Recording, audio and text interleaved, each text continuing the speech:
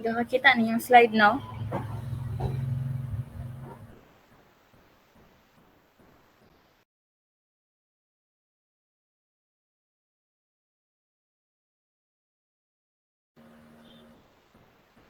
Start na, nag-record na.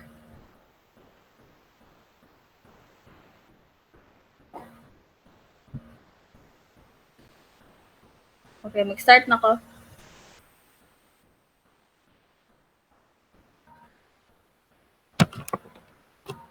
Good morning everyone, we are group 7. Today we will discuss about the global citizenship.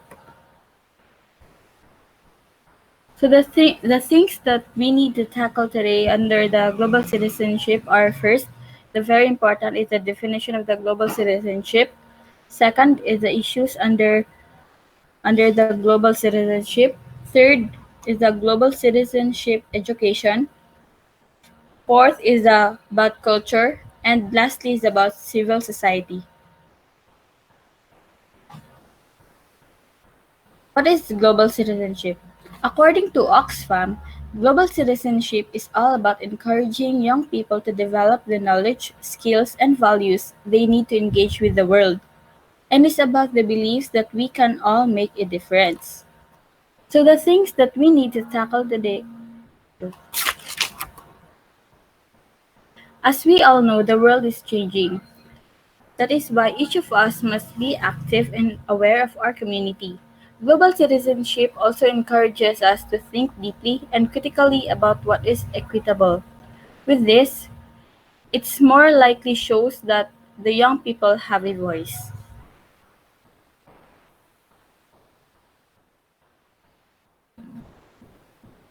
What issues or challenges does the world is facing today? The issues may include the environment, poverty, trade, health, and human rights.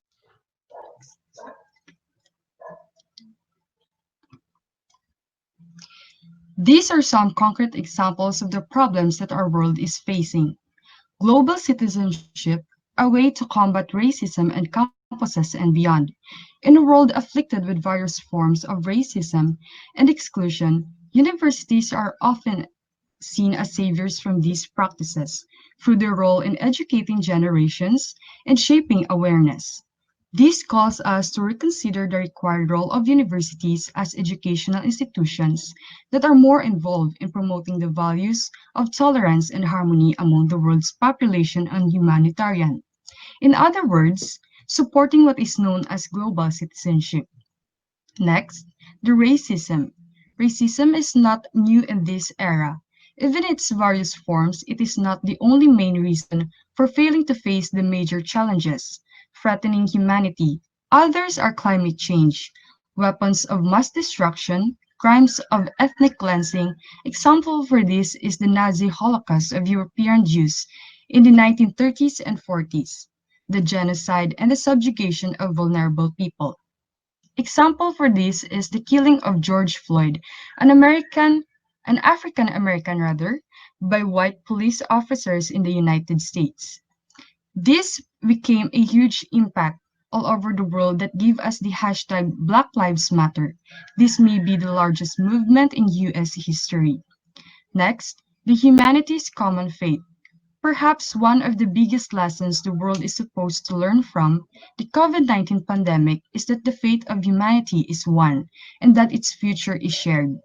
The virus does not differentiate between its victims on the basis of color or gender, a developed and a developing country, where the safety of everyone has become linked to everyone. Next, the poverty. Poverty is on the rise in the countries around the world due to COVID-19, and the developed countries are no exception. COVID-19 pandemic has exposed hidden poverty in unequal cities. The different countries calls for harsher penalties for plastic polluting companies, and plastic pollution has a serious toll on wildfire in the environment and has reached crisis levels in other countries.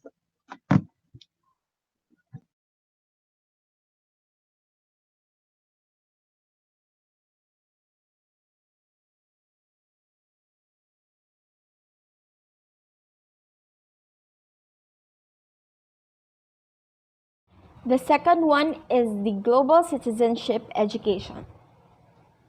So, what is global citizenship education? So, global citizenship education, according to Oxfam, enables young people to develop the core competencies which allow them to actively engage with the world and help to make it a more just and sustainable place. We also have another definition according to United Nations. Global citizenship education provides the understanding, skills, and values students need to cooperate in resolving the interconnected challenges of the 21st century. So, what are these interconnected challenges of the 21st century?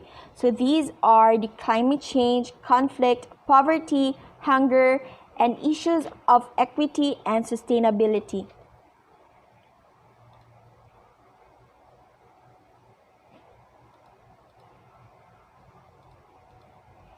So we have this Education 2030 Agenda and Framework for Action. So UNESCO has a target goal of this one, and it is the SDG goal number 4.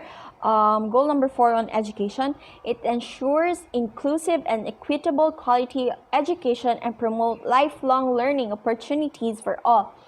Second one is also towards 2030, a new vision for education. To transform lives through education, recognizing the important role of education as a main driver of development.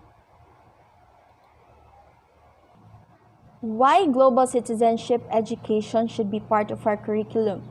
So first one is embodying global competence. In ability to cope with the development, it is important to improve one's competence.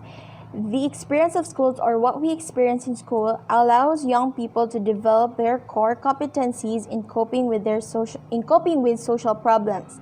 Many students go abroad to study and develop their skills in all areas because, for example, when you work in a business, politics, education, or those kind of field or areas where it's involving the society, this might be one of the key benefits. For us, it's easy to access globally with our global competence. Second one is empowering the 21st century educators and institutions. So, as they say, the agents of social change are educators or teachers. The existence of global expertise into the educational process therefore ensures better planning of course materials and curriculum. Through this, students will be prepared for the vast world that is evolving and increasingly interconnected. Third one is connect and build network of people. And the fourth one is coping up in the technological and educational innovation.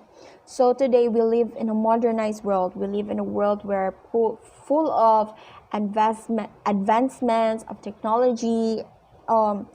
We live in a like modern world. So innovation has come to this age where people are connected virtually. So we connect we connect to the different parts of the world, not just to our country, but also to the different parts of the world, knowing what is happening around there. So the last one is understand and resolve global issues. So for the Generation Z or Gen Z, developing the global dimension or global reach, or I would say rather global influence, is very important.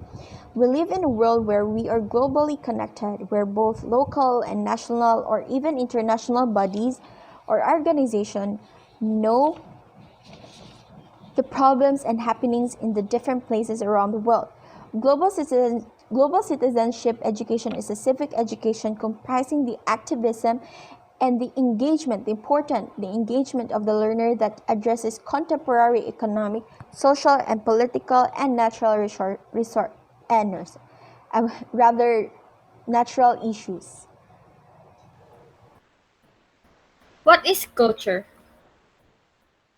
Culture derives from the Latin word colere, which means to tend to the earth and grow, or cultivation and nurture.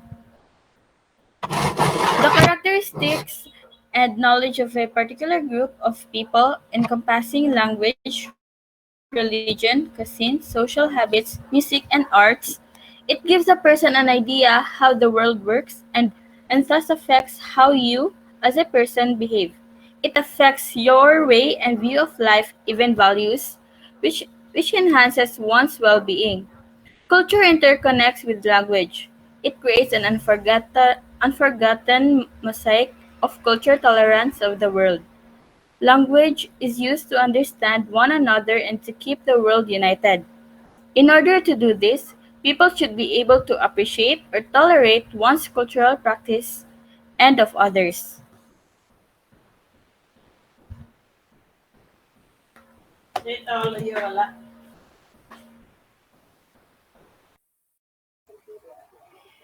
So, what is civil society? It is a society considered as a community of citizens linked by common interest and collective activity. Civil society actors can enhance the participant of communities in the provision of services and in policy decision making. Civil society is a network of voluntarities that differentiate a community from the state, the family, and the economy. Also, the civil society is a newer, trendier, and inclusive term for private organization engaged in development work.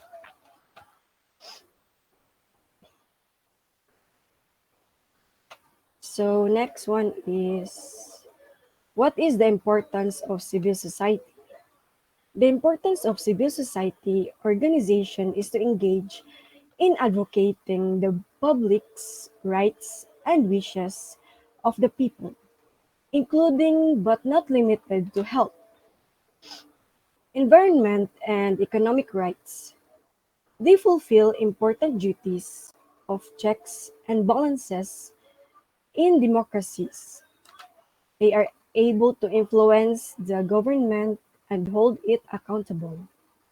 Therefore, free and active civil societies are an indicator of a healthy participatory democracy. However, they can only function where freedom of speech and right of free assembly are guaranteed. So next one is, why do we need civil society? We need civil society organization because they have an essential role as watchdogs of governmental institutions. They follow the political processes alertly and then interfere where needed. This is how they help ensure that defeats are needed. This is how they help ensure. But while it is necessary to point out problems, solutions are needed too. So, for example, try to imagine the European Union without any civil society. It is quite difficult to do that because the existence of civil society organization has a good fit with the basis of the European Union values, such as the main freedoms and the fundamental rights of citizens. So for the next one is, the civil society is similar to the extracurricular activities. Usually, a country's government takes care of the basics such as defense, education, and healthcare, but it doesn't provide citizens with a way to organize themselves to do what is important to them or express their views. That's where civil societies come into play. As what I have said earlier, it is a group that people form to advocate for the things they believe in and to solve problems in their communities. Societies that not allow people to connect with one another to solve problems or monitor their governments are less effective, less democratic, and less resilient than those that do. What could global citizenship benefit to the young people? So here are the things that global citizenship could benefit to the young people. First one is build their own understanding of the world events. Second is think about their values and what's important to them. Third is take learning into the real world. We do not just learn for us to apply something in life, but also we need to learn for us to apply it into the real world. I mean, like what we are facing today, the change that we can make. Um, Fifth one is get involved in their local, national, and global communities. As what I can see, this one example for this is I think engaging in or involving in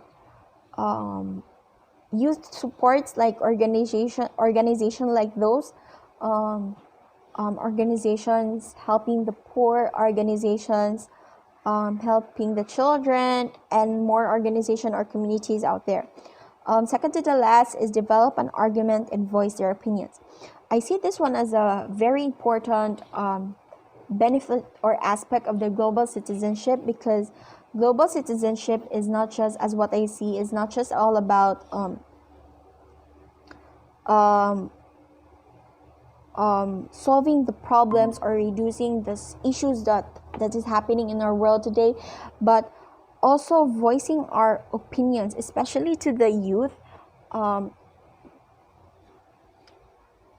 Global citizenship is developing our voice and raising our voice for our voice to be heard, for our opinions rather to be heard. And lastly is see that they have power to act and influence the world around them.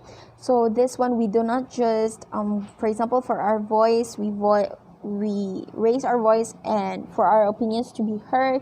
We do not, we get actually recognition. Some of us, not some of us, but when our voice gets heard, we get recognition and then influence the world. We do not just influence ourselves to make a change, but influence or impact others for also to act and to raise also their voice to change the world, to change what is happening to the world today globally. So I just want to add the Filipino kasabihan na ang kabataan ay ang pag-asa ng bayan. So I think this could be a good emphasis in towards the Filipino view, because like daghan kay gaingon na ang kabataan ay ang pag-asa ng bayan. So why not connect that to global citizenship, since what I think about the target of global citizenship is us, the young people. You know, why is it that kabataan ang pag-asa ng bayan? It's because we are engaging more into different activities today. Not just movements, but societal movements, but activities that's slowly helping ourselves developing and engaging ourselves into the world, whereas like we are making change, we are doing something to make a change. So when we raise our voice, well, this is the most important thing about leading and making a world a better place, or changing the world that we are in today, is raising our voice. Sige, mag-add ko sa akong topic. In my own understanding to my topic is that civil society is an organization to help a lot of people by engaging their rights and wishes. This society also help to ensure with one another to solve problems, and this society also thrives when organization can work together and learn from one another.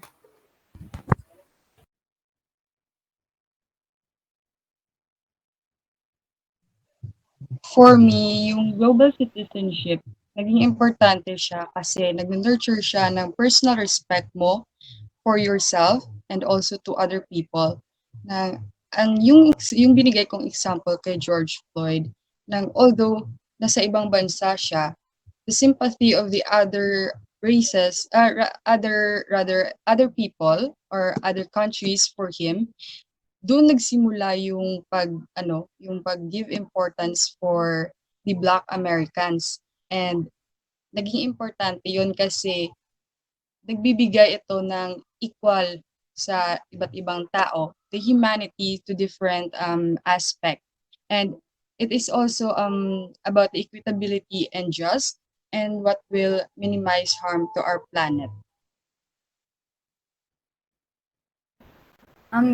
For me, global citizenship is all about respect and more likely on how you communicate to other people because you are blending to other cultures also, and it is that respect and values diversity.